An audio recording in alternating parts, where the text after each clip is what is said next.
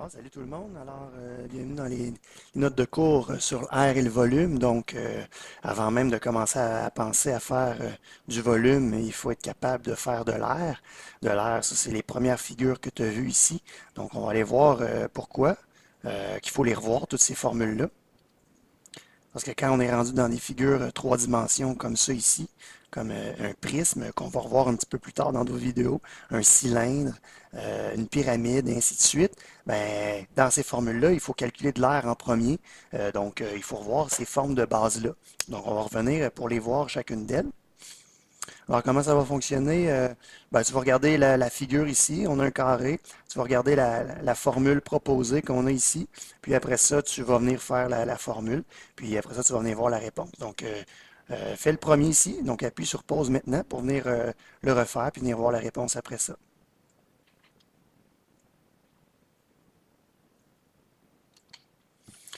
Alors voilà, le premier n'était pas trop compliqué. Donc, la formule, on prend le côté, on le met à la 2 et ça donne l'aire du carré. Maintenant, on n'est pas revenu sur les deux définitions.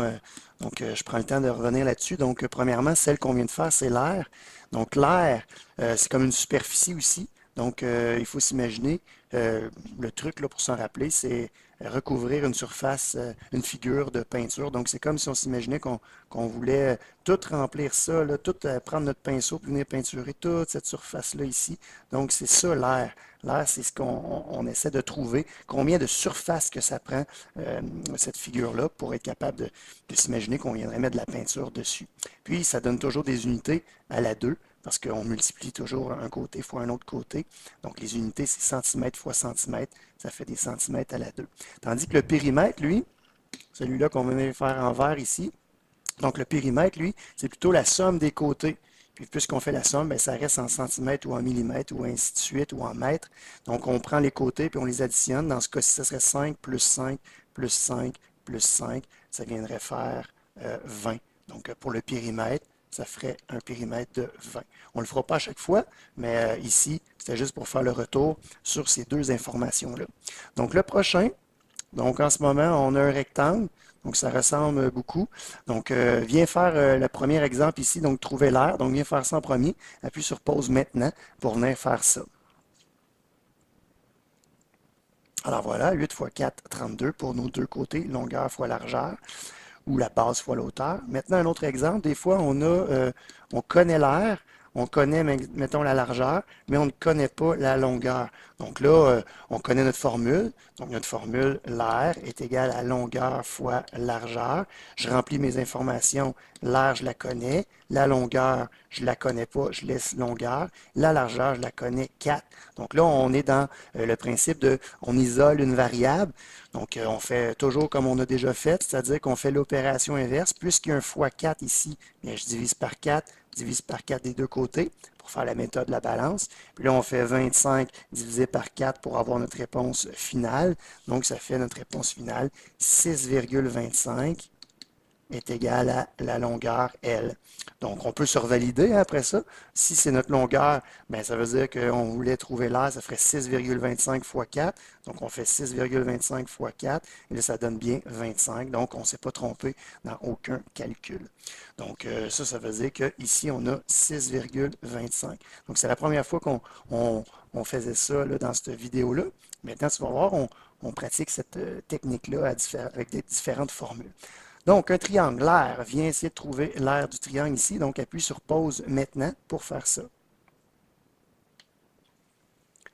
Alors voilà, on a rempli notre formule, base fois hauteur divisé par 2, 10 décimètres carrés. Maintenant, si tu veux, viens faire le même principe. Viens essayer de trouver la réponse à celui-là avant que je le fasse. Donc, appuie sur pause maintenant pour faire ça.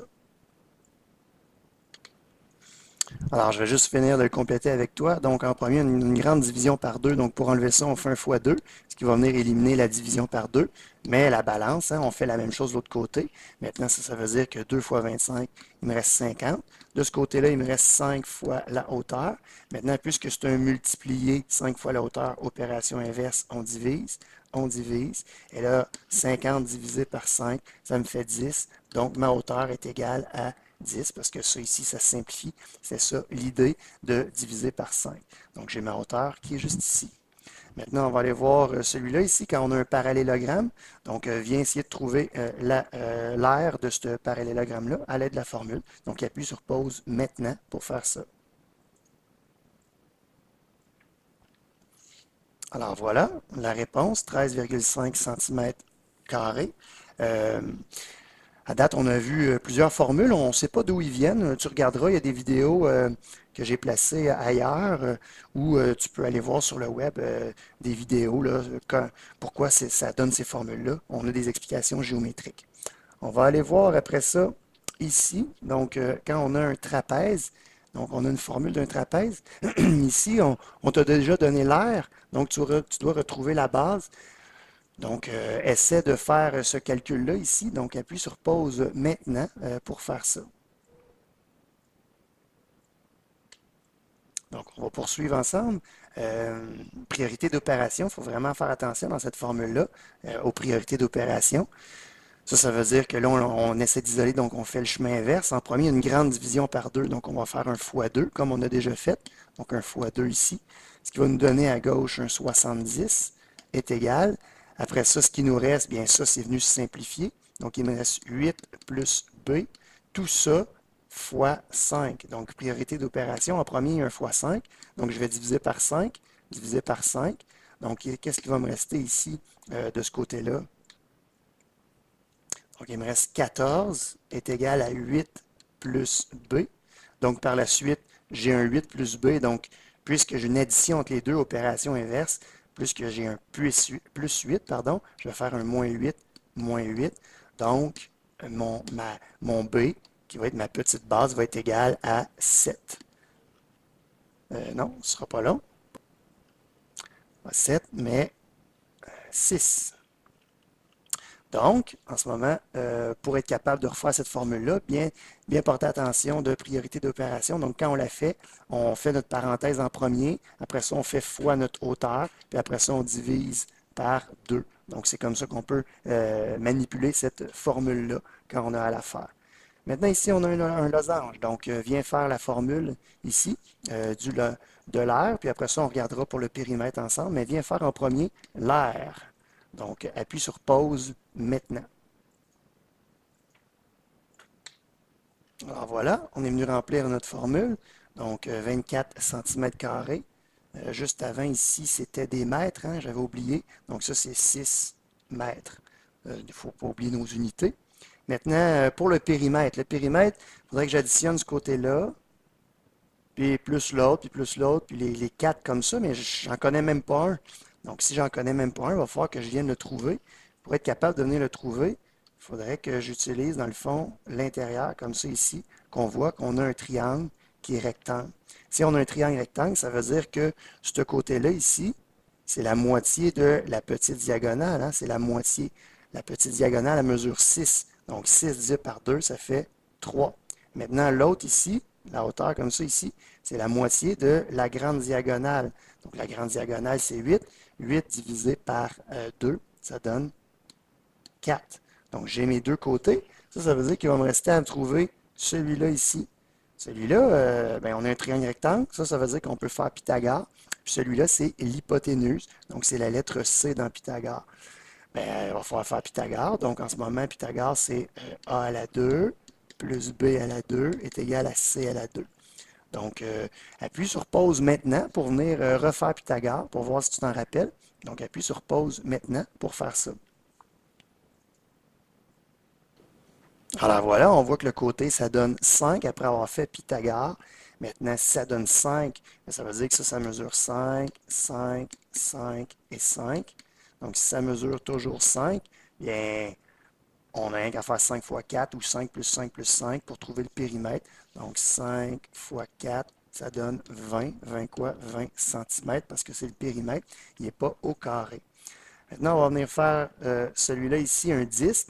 Donc, le disque vient trouver l'aire du disque, puis vient trouver la circonférence du disque. Donc, vient reprendre ces deux formules-là ici. Faire attention, on a le diamètre. Si on a le diamètre, ben, il va falloir que tu trouves le rayon. Ben, le diamètre, c'est comme 2 fois le rayon. Donc, ça veut dire qu'il va falloir que tu divises le diamètre par 2. Donc, 8 divisé par 2, ça donne 4. centimètres de rayon. Ça, c'est pour avoir le rayon. Donc, tu peux venir faire les deux formules maintenant. Appuie sur pause maintenant pour venir faire ça.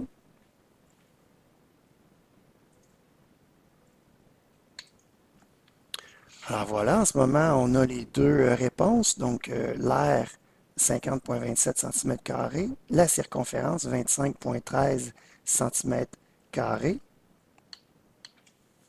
Moi, j'ai utilisé la touche pi sur ma calculatrice. Donc, tu peux faire la même chose, tu peux la rechercher. Si jamais tu ne trouves pas la touche pi sur ta calculatrice, tu peux employer 3,1416. Mais moi, pitonner tout ça, je trouve ça plus long qu'à trouver la touche pi. Donc, essaie de trouver la touche pi, tu vas être vraiment plus précis. Puis, c'est plus rapide aussi, au lieu de pitonner ça à chaque fois. Donc, on va regarder pour le prochain ici, on va chercher le rayon quand on connaît l'air. Donc, en ce moment, l'air, c'est 36 pi. Donc, eux autres, qu'est-ce qu'ils ont fait? C'est que au lieu de multiplier le pi, ils l'ont écrit à côté. Ça va nous aider à venir le simplifier. Donc, si je connais l'air, je cherche le rayon. Donc, la formule de l'air, je vais la réécrire. Pi fois R à la 2. Donc, pi fois R à la 2, ça veut dire qu'en ce moment, l'air, je sais que c'est égal à 36 pi est égal au pi fois le rayon à la 2. Donc, c'est pour ça ils l'ont écrit avec pi comme ça, 36 fois pi, parce que quand je vais arriver pour simplifier, ben, ça se simplifie facilement parce que je divise par pi. Ben oui, parce que ça, c'est comme 3,1416. Puis en bas, je divise par 3,1416, fait que c'est la même chose. Donc, c'est pour ça que je peux simplifier ces deux-là comme ça. Mais si j'ai fait ça à gauche, il faut que je fasse ça à droite. Donc, je divise par pi aussi à droite, ce qui va venir également simplifier les deux pi de cette façon-là. Donc, souvent, c'est ce qu'on fait quand on veut isoler. On voit qu'ils n'ont pas multiplié par pi à la fin. Tu peux faire ça toi aussi, mais tu peux aussi multiplier pour trouver la réponse finale. Donc là, je n'ai pas trouvé mon rayon encore. Par contre, à gauche, il me reste 36 comme ça. Puis à droite, il me reste R à la 2. Donc, opération inverse, pareil comme dans Pythagore, quand on a à la 2, on fait racine carrée des deux côtés. Donc, le rayon, qu'est-ce que ça va me donner? R est égal à 6. Donc, mon rayon est égal à 6. 6 quoi? Centimètres, parce qu'au début, on avait des centimètres carrés. Donc, c'est pour ça qu'à la fin, on se retrouve à avoir des centimètres. Donc, réponse, 6 centimètres.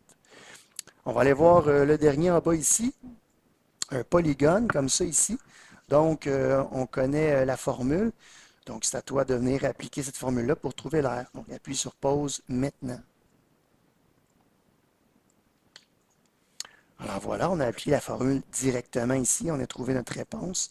Un polygone, en ce moment, il y a 5 côtés. Donc, on va l'appeler le pentagone.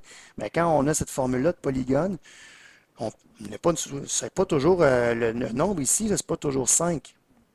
Donc, des fois, ça pourrait être une autre forme comme un hexagone, comme celui-ci.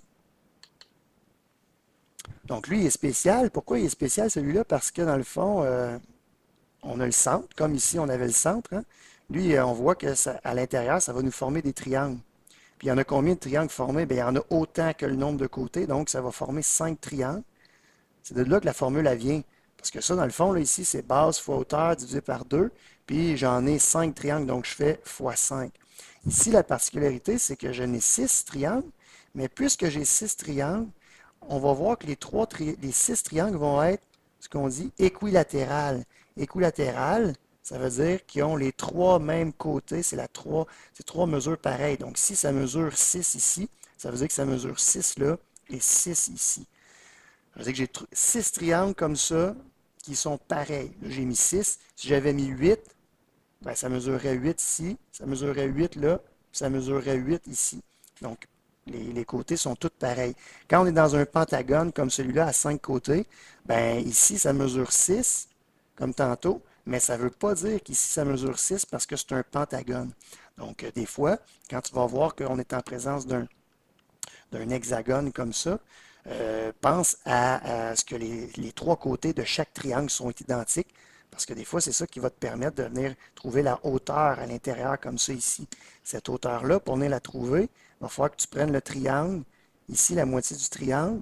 Donc, si tu connais qu'ici c'est 8, ça veut dire que vu que c'est la moitié, en bas c'est 4. Donc, tu vas être capable de venir trouver la hauteur grâce à Pythagore. Donc, des fois, ça pourrait t'arriver que tu aies à faire ça lorsque tu as cette figure-là. Maintenant, si tu as d'autres formes, comme un avec 10 côtés ici, comme celui-là, ou que tu as d'autres formes, un avec 12 côtés, comme celui-là, ben, les triangles ne sont pas pareils. C'est juste celui-là avec 6 côtés, l'hexagone, qui sont pareils, les triangles à l'intérieur. Donc, juste avec celui-là que tu peux faire ça. Maintenant, toutes ces figures-là qu'on vient de voir là, ils vont être utiles pour calculer l'air de solide, mais aussi ils vont être utiles pour calculer le volume des solides. Donc, quand tu vas aller pour calculer toutes ces formules-là, il va falloir que tu reviennes voir cette feuille-là pour chaque fois que tu as besoin de calculer l'air de la base ou des choses comme ça. Donc, c'est ce qui met fin à notre petit retour sur l'air des figures. Donc, va te pratiquer, puis bon succès dans les prochaines vidéos sur les solides. OK, salut!